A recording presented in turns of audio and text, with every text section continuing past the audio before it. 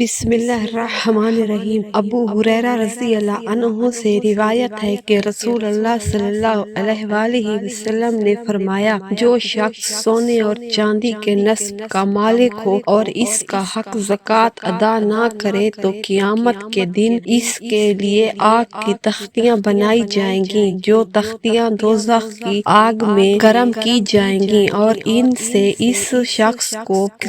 کے پہلو، اس کی پیشانی اور اس کی پشت کو دغا جائے گا، اور جب بھی وہ تختیاں ٹھنڈی ہو جائیں گی انہیں دوبارہ آگ میں گرم کیا جائے گا اور ان سے داغا جائے گا۔ حساب کتاب کے اس دن میں یہ عمل برابر جاری رہے گا جس کی مقدار 50,000 سال ہوگی، یہاں تک کہ بندوں کے درمیان فیصلہ کر دیا جائے گا، پھر اسے اس کا رستہ جنت یا دوزخ کی طرف دکھا دیا جائے گا۔ عرض کیا گیا، اے اللہ کے رسول، اونٹوں کا کیا حکم ہے؟ آپ صلی اللہ علیہ وآلہ وسلم نے فرمایا، جو شخص اونٹوں کا مالک ہو اور وہ ان کا حق زکوٰۃ ادا نہ کرے، اور ان کا حق یہ بھی ہے کہ ان کو پانی پلانے کے دن ضرورت مندوں اور مسافروں کے لیے ان کا دودھ دویا جائے، تو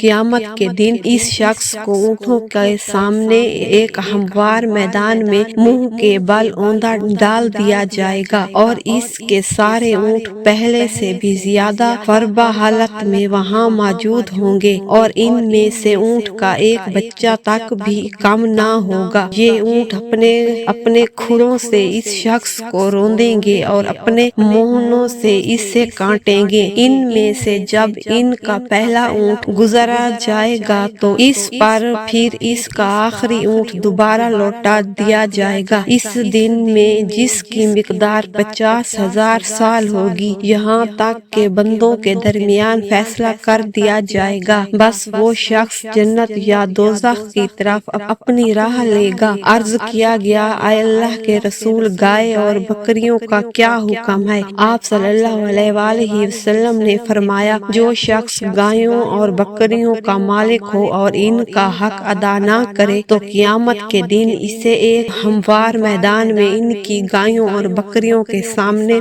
اوندے منہ ڈال دیا جائے گا، ان میں سے کوئی بھی کم نہیں ہوگا، کسی کا سینگ نہ مڑا ہوگا، نہ ٹوٹا ہوگا، اور نہ کوئی بلا سینگ ہوگی، وہ اپنے سینگوں سے اسے مارے گی اور اپنے کھروں سے اسے کچلے گی، اور جب ایک قطار سے مار کچل کر چلی جائے گی تو اس کے پیچھے دوسری قطار کچل کر چلی جائے گی تو اس کے پیچھے دوسری قطار آ جائے گی، ایک ایسے دن میں جس کی مقدار 50,000 سال ہوگی، یہاں تک کہ لوگوں کے درمیان فیصلہ کر دیا جائے گا اور وہ شخص جنت یا دوزخ کی طرف اپنا راستہ دیکھ لے گا۔ عرض کیا گیا، اے اللہ کے رسول، گھوڑوں کے بارے میں کیا حکم ہے؟ آپ صلی اللہ علیہ وآلہ وسلم نے فرمایا، گھوڑے 3 قسم کے ہوتے ہیں، ایک تو وہ جو آدمی کے لیے بوجھ گناہ کا باعث ہوتے ہیں، دوسرا وہ جو آدمی کے لیے پردہ ہوتے ہیں، اور تیسرے وہ جو آدمی کے لیے ثواب کا باعث بنتے ہیں۔ چنانچہ جو اس کے لیے گناہ کا باعث ہوتے ہیں